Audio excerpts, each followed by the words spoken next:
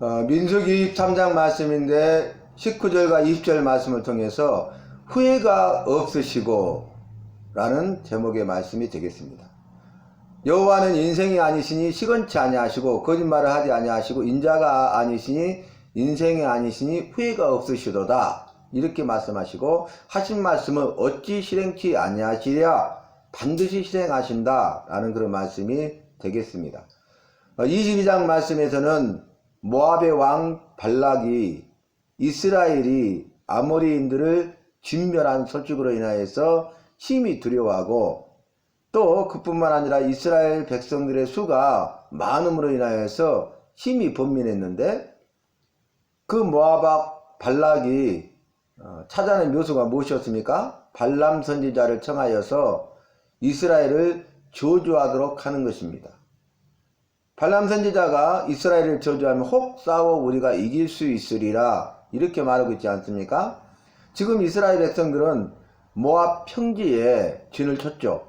모압 평지 앞은 요단강이 있고 요단강을 건너면 비로소 40년 동안 인도하여 주셨는데 약속하신 젖과 꿀이 흐르는 땅 가나안 땅입니다. 그리고 여리고가 있죠. 그래서 모압 평지에 진을 쳤는데 요단강 건너편 여리고성 맞은편이라 이렇게 말씀을 나눴지 않습니까? 그런데 이 발람 선지자가 모압 왕 발락이 보낸 예물, 뇌물로 인하여서 첫 번째는 거절하는데 두 번째는 길을 나서죠. 저주하러 가는 길을 여호와께서 원치 아니하시고 기뻐하지 않으셔서 여호와의 사자가 손에 칼을 빼어들고 서서 발람 선지자를 죽이려 합니다. 그런데 발람이 타고 가는 나귀가 그걸 보고 이 길로 피하고 저 길로 피하고 그 길로 피하고 세 번이나 길을 피하고 가는데 이제는 다른 길이 없어요. 그래서 납작 엎드려 버리니까 이 사실을 알지 못한 발람 선지자는 지팡이로 3번 내리칩니다. 그때 나귀가 입을 열어서 말하는데 어찌하여 나를 때리느냐. 황당한 일이죠 여러분. 그런데 그때 여호와께서 발람 선지자의 눈을 여시니 그 앞에 여호와의 사자가 손에 칼을 빼어들고 서 있었어요. 만약에 나귀가 아니었으면 내가 너를 쳐서 죽였으리라 그렇게 말씀하시면서 너는 이제 가서 내가 내게 주는 말만 하라 이렇게 학답을 하십니다. 그리고 와서 이제 오늘 발람 선지자가 모압의 왕 발락에게 나오니 이스라엘 백성을 저주하라 하죠. 그런데 발람 선지자가 나를 위하여 제단을 쌓고 또 이렇게 저렇게 하라. 그러니까 모압 왕 발락이 이스라엘 백성을 저주하기 위해서 저주하는 줄 알고 발람 선지자가 말한 대로 다 행합니다.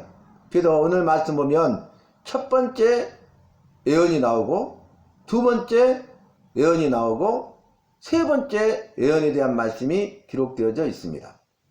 그런데 그렇게 다 이렇게 저렇게 그렇게 하라 라고 말한 대로 모압 왕 발락이 그렇게 했으나 첫 번째 발람이 예언하는데 무슨 말을 합니까?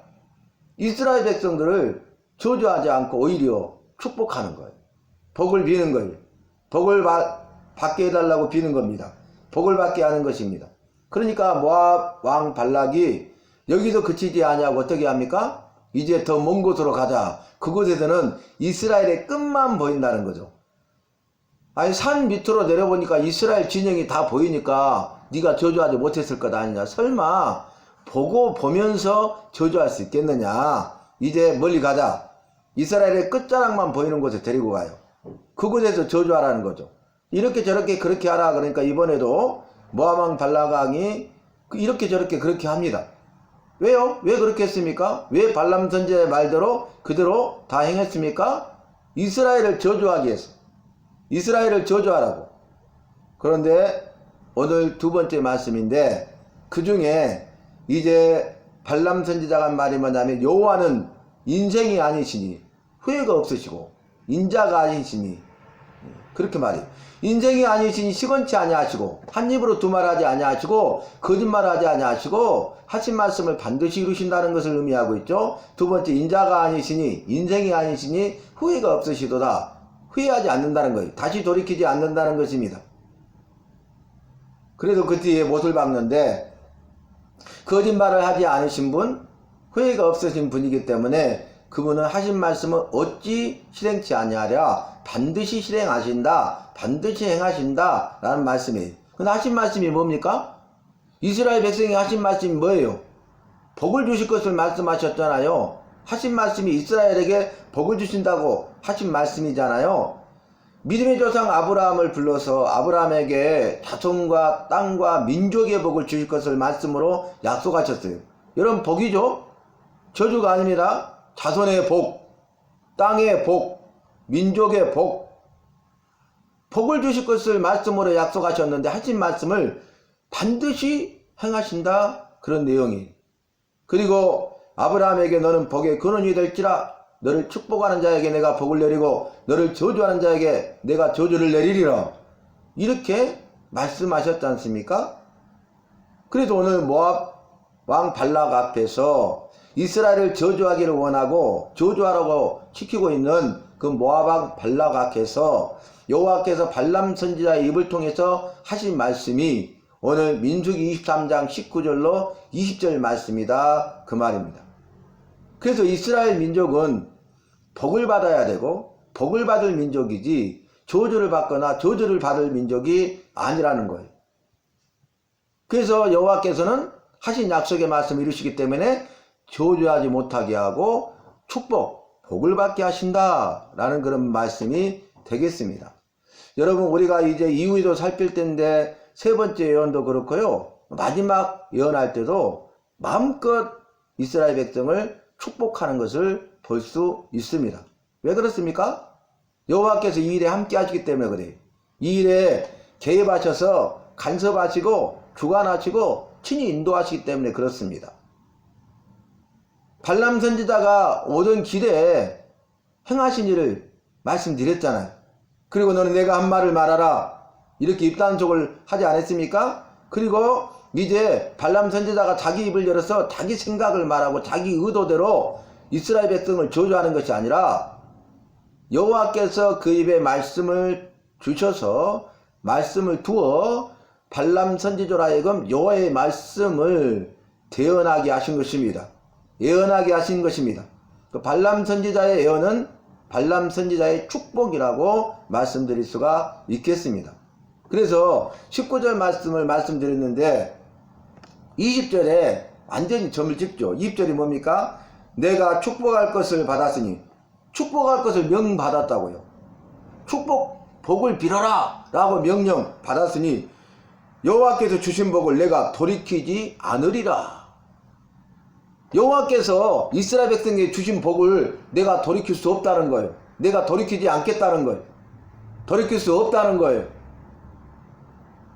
그래서 우리가 이 말씀을 생각하면 여호와께서 말씀하시고 하신 말씀을 믿고 순종하는 자에게 주시는 복을 생각할 수 있는데 그 복은 바뀌지 않는다는 거예요. 그 복을 주실 것을 말씀으로 약속하신 것은 거짓말이 아니고 사실이라는 거죠. 그리고 복을 주실 것이라고 말씀하신 것은 그렇게 말씀하신 것에 대해서 여호와께서 후회하지 않으시고 반드시 이루신다는 말씀이에요.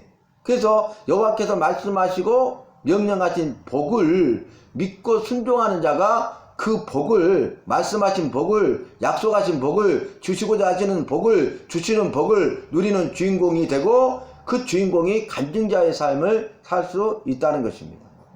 그래서 우리가 잘 알고 있는 신명기 28장 말씀 1절로 14절 말씀 보면은 여호와의 말씀을 믿고 순종하여 받는 복에 대해서 말하고 15절로 이후의 말씀을 보면은 여호와의 말씀을 믿지 못하고 불순종하여 받는 저주에 대해서 말씀하고 있습니까?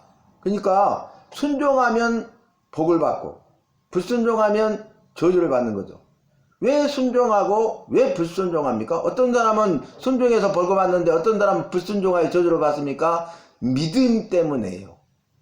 믿음이 있느냐 없느냐가 중요한 것이에요. 여호와를 믿는 믿음이 있느냐 없느냐, 이것이 결정합니다. 여호와의 말씀을 믿는 믿음이 있느냐 없느냐, 이것이 결정합니다.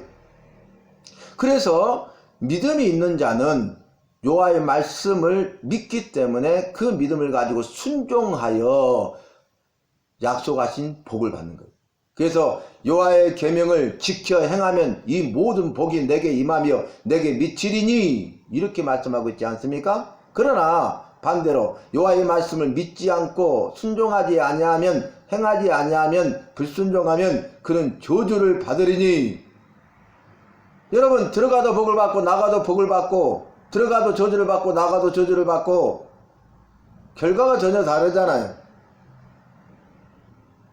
그래서 중요한 것은 뭐냐면 여호와를 믿는 믿음을 가지고 순종하는 삶을 살아야 되고 여호와의 말씀을 믿는 믿음을 가지고 순종하는 삶을 살아야 한다는 것입니다. 그러면 여호와께서 믿는 자에게 주시고자 하신 복을 주신다는 거예요. 그리고 그 어느 누구도 우리의 대적들도 여호와께서 주시는 복을 내리지 못하게 할 수 없다 그 말이, 받지 못하게 할 수 없다 그 말입니다. 그 말은 뭡니까? 반드시 복을 받는다는 거예요. 복을 받는데 그 앞에 수식어가 반드시 복을 받는다. 믿는 자는, 전제는 말했죠? 여호와를 믿고 여호와의 말씀을 믿는 거죠. 믿는 자는 순종하여 그 순종을 통하여 주님이 약속하신 복을 받되 반드시 받는다 말이에요. 그러니까 여호와의 말씀이 근거기 때문에 여호와의 말씀을 지켜 행하는 자는 복을 받는데 시편 1편에서는 형통의 복을 받는다 그래요. 형통의 복. 아담과 노아와 아브라함에게 주신 복은 어떤 복입니까? 번성의 복이죠. 여호와께서 말씀하셨어요. 생육 많은 자녀들을 낳아서 퍼져나가면 번성한다는 거예요. 번성의 복을 주실 것을 약속하죠. 여호와의 말씀에 대해서 우리가 믿음을 가지고 순종하면 번성의 복을 받는다 말씀하셨죠. 더 크고 더 강하고 넓어지는 복을 주신다 라고 말씀하지 않았습니까? 그래서 생육하고 번성하여 땅에 충만하라고 말씀하지 않으셨습니까? 오늘 본문으로 다시 돌아와서 모압 왕 발락은 이스라엘이 모압 평지에 진을 쳤을 때 아모레인들을 진멸하는 여호와께서 행하신 여호와의 큰 일을 보았어요. 힘이 두려웠어요. 그러면 즉시 회개하고 돌이켜야 될 것입니다. 또 이스라엘 백성들이 그뿐만 아니라 많은 것을 보고 심히 번민하게 되었어요. 그러면 이스라엘 백성들에게 협력해야 될 것입니다. 그러니까 그들이 즉시 회개하고 돌이켜서 협력하면 됐을 텐데 회개치 아니하니까 협력하지도 아니하고 오히려 해방하고 방해하고 이스라엘 족속을, 이스라엘 백성들을 저주해서라도 싸워 이기고자 한 것이죠. 이게 어리석은 거예요. 여러분, 우리가 말씀대로 살지 못해서 죄를 범했을 때에 하신 약속의 말씀이 뭡니까? 모든 악으로부터 돌이켜 떠나 그 악을 버리고 오직 마음과 영을 새롭게 하라. 이게 여호와의 말씀이고 우리가 그렇게 해야 되지 않겠습니까? 우리가 날마다 말씀 묵상하는 본문의 말씀이, 오늘 말씀이 에스겔 18장 말씀인데 방금 그 말씀이에요. 각자 그 행위대로 여호와께서 그 죄에 대해서 심판하리라. 그러므로 너는 지금이라도 돌이켜 죄로부터 떠나고 그 모든 가증한 악을 버리고 그리고 네 마음과 영을 새롭게 하라. 이렇게 말씀하고 있지 않습니까? 바로 그것입니다. 모압 왕 발락이 이렇게 행하였다면 얼마나 좋았겠습니까? 그러나 그렇게 하지 않았다는 거예요. 여러분, 사람은 거짓말 하잖아요. 시건하잖아요. 한 입으로 두 말 하잖아요. 조속으로 마음이 바뀌잖아요. 그리고 인생들은 어떻게 합니까? 후회하잖아요. 내가 왜 그렇게 했을까? 그렇게 하지 않았어도 좋았을 것을? 왜 그렇게 하지 않았을까? 그렇게 했으면 좋았을 것을? 후회하잖아요. 내가 왜 그렇게 약속했을까?